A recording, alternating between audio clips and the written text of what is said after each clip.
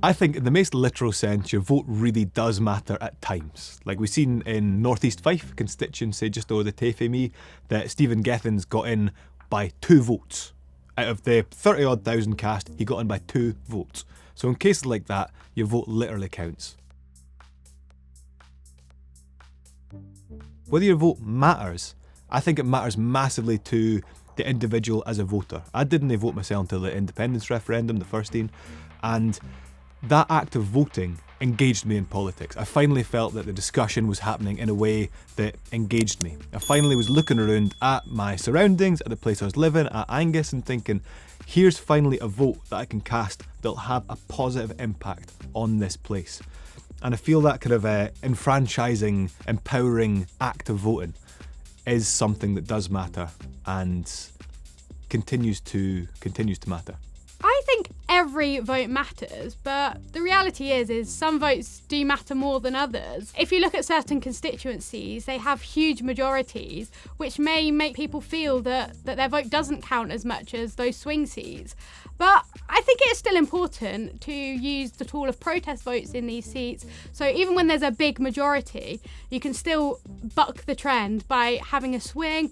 And I also really want to emphasise that not voting is a vote in itself. You can kind of show your discontent with politicians by getting out and not voting, or even spoiling your ballot. So let's normalise that a bit more.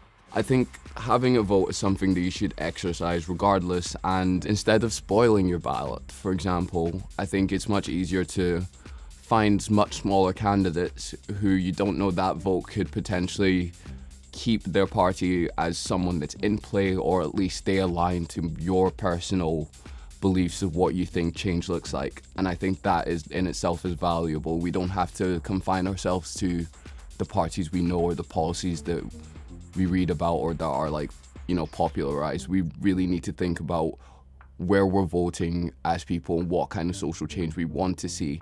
And if no one works for you, then there's probably someone out there that's good and needs your vote anyway. I do think your vote matters, but I think in recent times it matters less. That's because there are far more avenues now to influence and impact government policy and make a change in politics without directly voting. And I think that can be attributed particularly to the rise of social media, the rise of certain protest groups, lobby groups, that sort of thing. But then at the same time, I do think your vote still matters. It's just hard to really make that much of an impact within the parameters of our current voting system. But I think certain voting trends and things like that can indeed influence government policy and other issues without directly impacting who is in government. To hear the whole story, subscribe to Tricky on BBC Sounds. BBC Sounds. Music, radio, podcasts.